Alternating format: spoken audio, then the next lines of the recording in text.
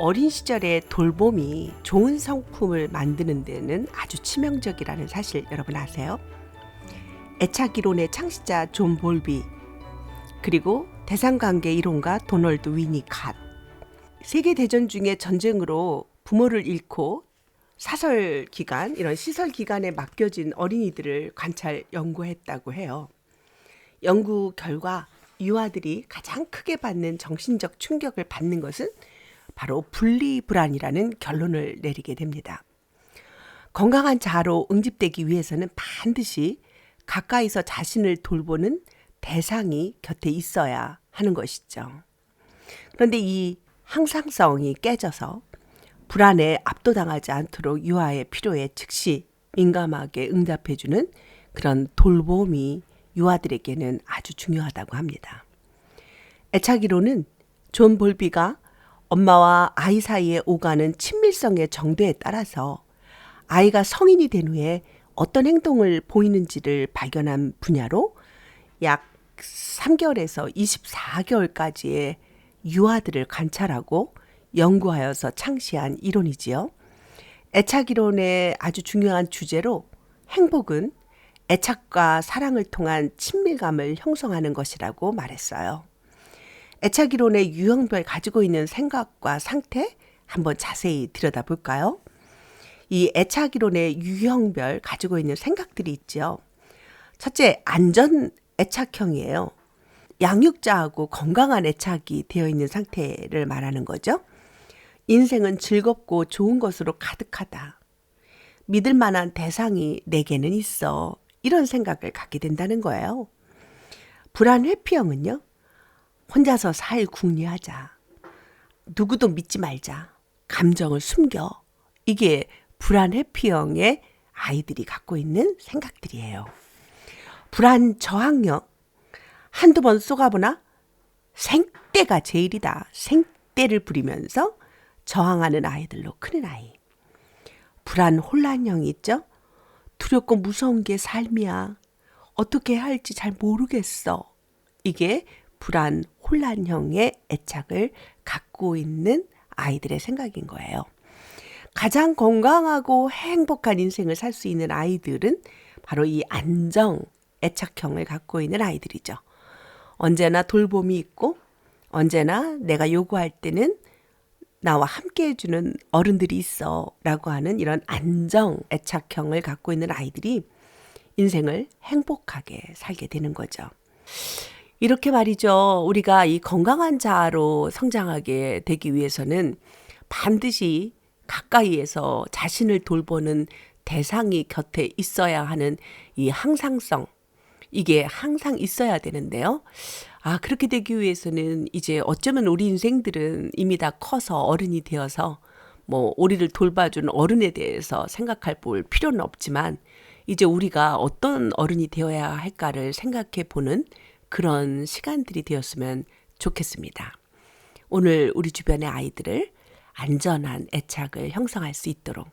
그런데 사실은 이런 4가지 유형 속에서도 언제나 우리가 승리할 수 있는 길은 주님이 우리를 얼마나 사랑하는지 알게 될 때, 또 우리 인생을 십자가 위에서 건지신 예수 그리스도의 그 사랑이 애착된 사람들은 내 육신의 부모가 나에게 어떤 사랑을 주었는지 보다도 훨씬 더 안정감 있는 인생을 꾸려갈 수 있는 것이죠. 그래서 예수 그리스도가 우리에게는 너무나 필요한 부모입니다. 어렸을 때부터 이 상처받은 아이들이 육체는 성장하고 나이는 먹어서 성인 아이가 된 특징들이 있어요.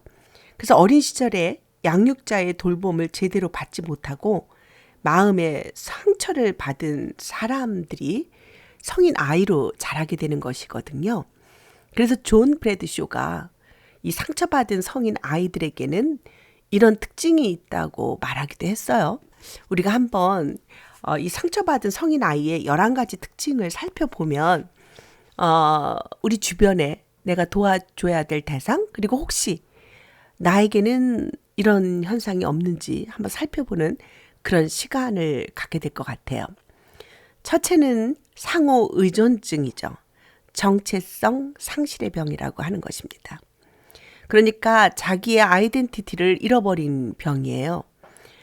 의미로 볼 때 자신의 정체성을 찾기 위해서 그들 바깥에 있는 어떤 것들에 전적으로 의지합니다.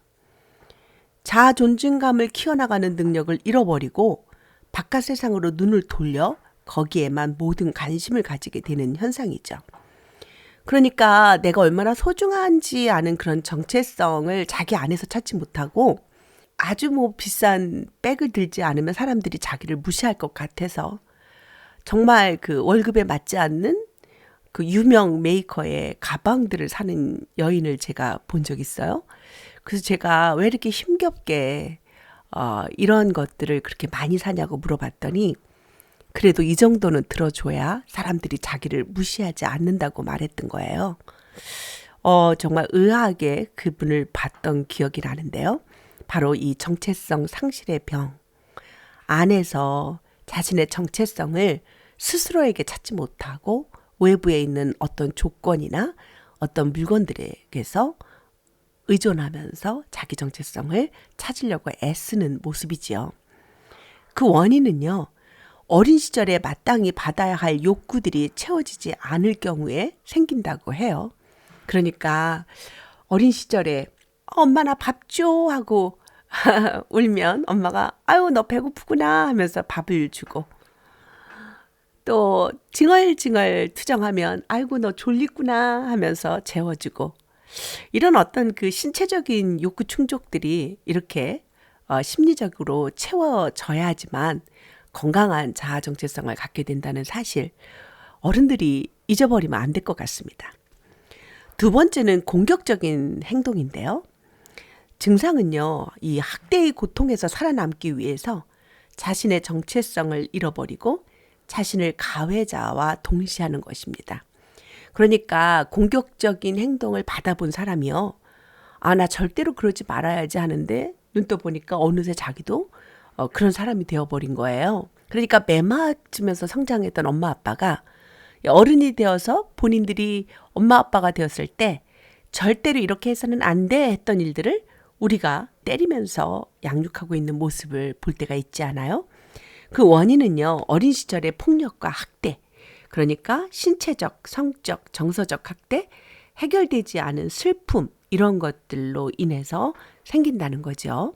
네, 오늘 우리 주변에 공격적인 행동을 하는 아이들을 들여다보는 것도 필요할 것 같아요. 세 번째는 자기애성 성격 장애인데요. 그 의미가 뭔가 들여다보면요. 자기애적 욕구들이죠. 그러니까 자신이 소중한 존재이고 사랑받고 환영받고 있는가를 아는 것. 이런 것들이 손상된 상태예요. 자기 중심적인 성인 아이로 언제나 자기 욕구들이 충족되지 않은 상태가 이런 자기애성 성격 장애들이 나타나는 것이죠. 증상들을 살펴보면요. 언제나 다른 사람과의 관계에서 실망하고 좌절을 경험하게 됩니다. 항상 자신의 부족함을 메워줄 수 있는 완벽한 사랑의 대상을 찾아 헤매는 거죠. 그래서요. 똑같은 환경이지만 어떤 사람은 빨리 그리고 쉽게 중독되어 버리고 어떤 사람은 똑같은 환경이지만 중독되지 않고 자신을 지키기도 해요. 그래서 이런 욕구 충족이 안 된 아이들이 중독이 잘 된다는 사실입니다. 자신의 자기도취적인 욕구를 채우기 위해서 어린 자녀들을 이용하기도 합니다. 신문지상에 나타나는 그런 기가 막힌 부모들의 모습이 바로 이런 상황이겠죠. 그 원인을 들여다보면 건강한 자기애적 욕구들이 충족되지 않을 경우에 자존감에 심각한 상처가 생긴 경우 바로 이런 증세로 나타나는 거죠. 네 번째는 신뢰의 문제예요. 그 증상을 보면요. 어떤 것에 중독되기도 하고 타인을 지나치게 믿지 않거나 혹은 다른 일을 지나치게 맹종하는 것. 이게 이제 문제인데요. 친밀한 것과 맹목적인 것, 관심과 집착, 보호와 통제를 혼동하게 되는 것입니다. 세상을 신뢰하지 못하기에 자신 스스로가 늘 경계하고 통제하려고 하는 거죠. 이 신뢰의 문제가 해결이 안 된 사람은 자기 스스로가 늘 경계하고 통제하려고 든다는 것입니다. 그 원인은요. 양육자나 가까운 사람들과 최초의 발달 과제인 기본적인 신뢰감을 형성하지 못해서 생긴 경우이죠. 네, 우리 이런 그 신뢰의 문제가 네, 그 양육자하고의 기본적인 신뢰감을 형성하지 못해서 생긴 원인이라는 사실 우리가 한번 생각해 봐야 될 것 같습니다. 다섯 번째는요, 표출된 행동과 내면적인 행동인데요. 그러니까 이렇게 우리가 그 속에 있는 그런 생각들이 행동으로 표출되는 증상들이죠. 그래서 그런 것들은 어떤 모습들이냐면 자신이 받은 폭력을 다른 사람들에게 그대로 행사하는 것을 말하고요. 자신은 한 번도 해본 적이 없고 말해본 적도 없는 것을 자기 아이들에게 하거나 말하게 하는 것이죠. 그리고 자연 발생적인 연령 퇴행을 해서 짜증나는 기분, 삐죽대기도 하고 무절제하게 반항적으로 되는 것이죠. 어른이 되어도 계속 삐죽삐죽 자기 마음에 안 들면 한 몇 달씩 삐죽거리고 짜증내고 연령 퇴행을 하는 남편이나 배우자들 있죠. 네, 이런 모습들이 바로 네, 이 성인 아이의 특징이죠. 이렇게 표출된 행동 외에도요, 이 내면적인 행동 증상이 있는데요. 어렸을 때 다른 사람에게 받았던 학대를 자기 스스로에게 표출하는 거예요. 자기를 학대하는 거죠. 신체적인 학대를 받았던 사람이 자기 자신에게 똑같은 방식으로 감정을 표출하기도 하죠. 분노를 표출하지 않고 밖으로 표현하지 않으면 결국 의기소침해지고 냉담해지면서 인생 목표들을 성취하려는 어떤 열정도 없는 아주 무기력한 사람이 되기도 한다는 거예요. 이런 내면적인 원인은요, 과거에 해결되지 않은 감정들이 자기 자신을 향해 적대적으로 돌아오는 것입니다. 그러니까 말이죠. 어떤 사람은 행동으로 표출이 되기도 하고 어떤 사람은 감정으로 표출되기도 해요. 그러니까 자기 에너지를 바깥으로 표현하는 사람들은 다른 사람을 괴롭히거나 자기의 감정을 표출해서 분노로 표현하기도 하고, 그러나 또 아주 내성적인 사람들은 말로는 표현 못해도 자기 자신을 이렇게 학대함으로 자신의 그 무기력함으로 우울감으로 또 자신의 그런 자학으로 네, 자기가 참 많이 감정적으로 많은 학대를 받아왔음을 표출하게 된다는 거죠. 그러니까 그때그때마다 우리 아이들을 양육할 때 성숙한 어른들이요, 그 감정들을 잘 그 배출하게 해주고 또 이야기로 나눠주면서 그 아이의 그 억압된 감정들, 두려운 감정들을 풀어주는 거, 이게 얼마나 중요한지 우리가 알게 될 것 같습니다. 네, 여러분, 우리가 지금 그 성인 아이들의 특징을 지금 보고 있거든요. 우리 자신은 이런 모습 없는지 한번 살펴보는 것이 좋은 부모가 되기 위해서 필요할 것 같은데요. 여러분 어떠세요? 한번 긍정적인 태도로 우리 안에 있는 이런 내면의 문제들을 들여다보는 것 소중한 시간이 될 것 같습니다. 이제 그 성인 아이의 여섯 번째 특징 또 한번 살펴볼 텐데요. 마술적인 믿음이에요.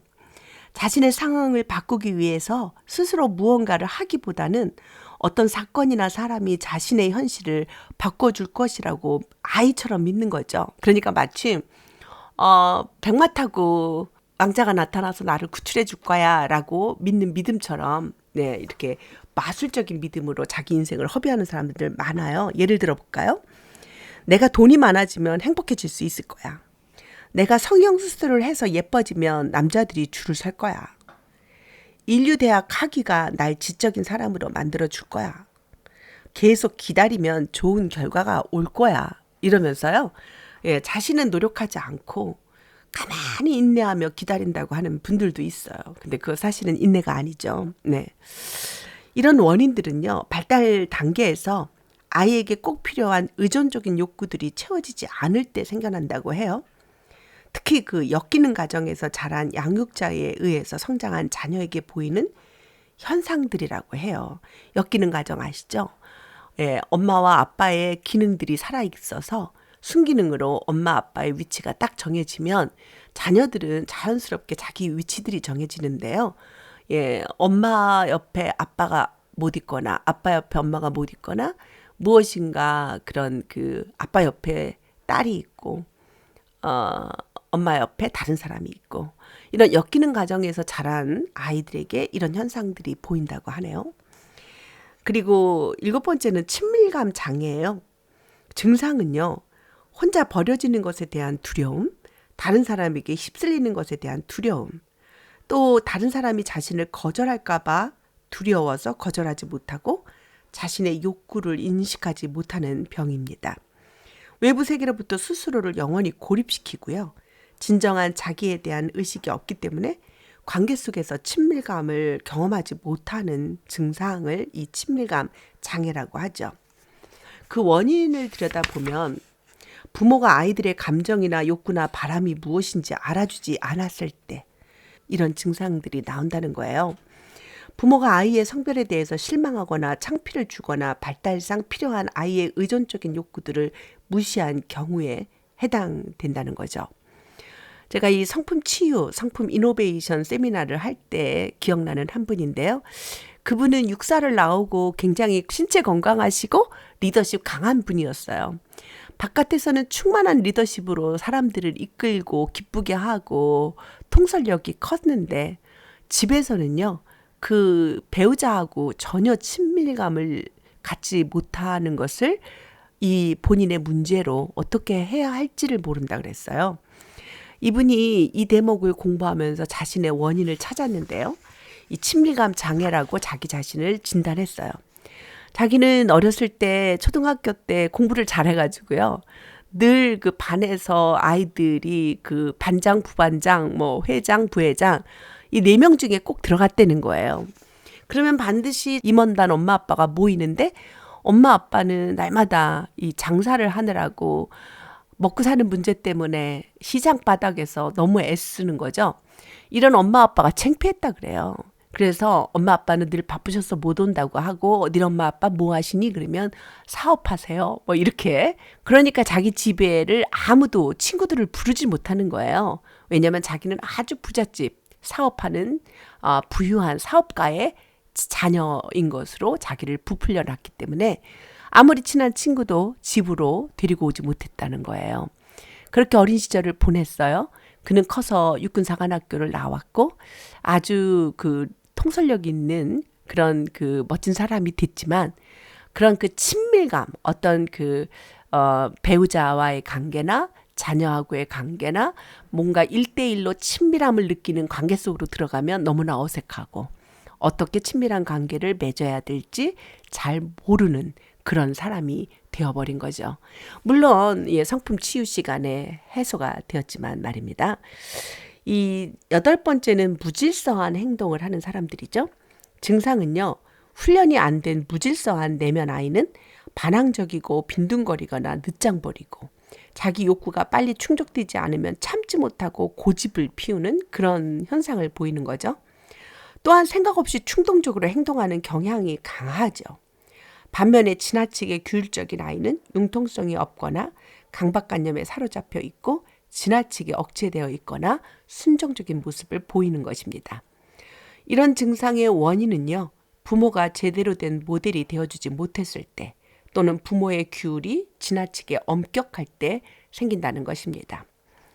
9번째는 중독적이고 강박적인 행동을 하는 모습인데요. 이 삶의 위험한 결과를 가져오고 기분 전환을 위한 감정적 대체물의 병리적 반응을 보이기도 하는 거죠. 자기 훈련이 안 된 부모가 잘못된 모델링을 보여줄 때 자녀는 무질서한 행동을 하게 되는 것이죠. 원인은요, 상처받은 내면 아이가 원인이죠.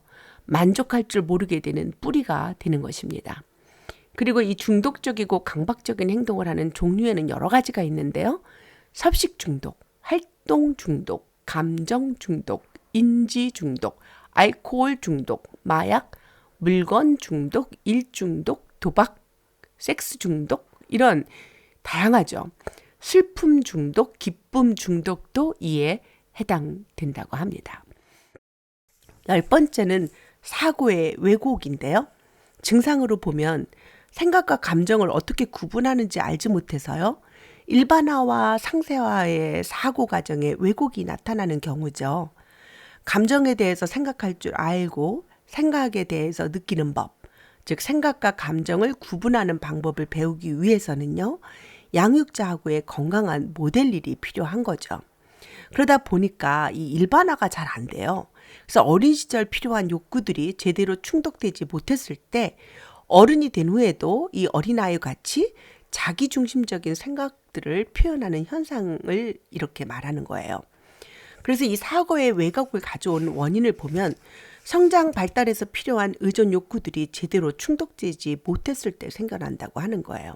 그러니까 여러분도 아마 주변에서 이 자기 생각과 감정을 어떻게 구분하는지 못하고 일반화와 상세화가 되지 않는 이 사고 과정의 왜곡. 그러니까 어떻게 이렇게 똑같은 상황에서 어떻게 저렇게 행동하지? 뭐 이렇게 궁금하실 적 있죠. 이 상황에서 어떻게 그렇게 생각하지? 어떻게 그렇게 느끼지? 막 이렇게 당황했을 때 있을 것 같아요. 네, 그 어린 시절에 결핍들이 이렇게 나타나는 거죠. 마지막 11번째로는요. 우울감, 공허감, 무관심으로 나타납니다. 증상은 우울감이죠. 자신이 원하는 진짜 욕구가 채워지지 않은 채 진짜 원하는 자신의 모습을 숨기고 거짓 자아를 받아들인 결과 우울감이 생기는 거고요. 공허감은요. 영혼의 구멍을 느끼는 거죠. 진정한 자아를 버린 만큼 사람의 마음에 생긴 빈 공간이죠. 만성적인 우울의 한 형태이기도 합니다. 그리고 이 무관심이죠. 자신의 주변에서 일어나는 일과 사람들에 대한 무관심으로 방임하는 모습으로 일관하는데요. 그 원인은 어릴 때의 상처나 억압 등을 처리하지 못한 채 만성적으로 갖게 된 분노와 좌절의 결과라는 거예요. 네, 여러분 오늘 저는 이 성인 아이의 11가지의 특징을 우리가 함께 나눴는데요. 우리가 이 좋은 성품이요. 이 어렸을 때의 기억의 그 더미들이 모여가지고 내 성품을 만드는데 그 어렸을 때 특별히 이 애착 관계 그리고 어렸을 때 나의 감정을 충족시키지 못할 때 그리고 이 상처받은 이런 그 어렸을 때 잘 돌봄을 받지 못한 여러 가지 증세들이 이렇게 존 브래드쇼가 11가지의 증세로 나타난다고 말했는데 한번 여러분 생각해 보시는 시간이 되었으면 좋겠어요. 여러분과 함께합니다. 지금까지의 진행 좋은 나무 성품학교의 이영숙이었습니다. 여러분 감사합니다.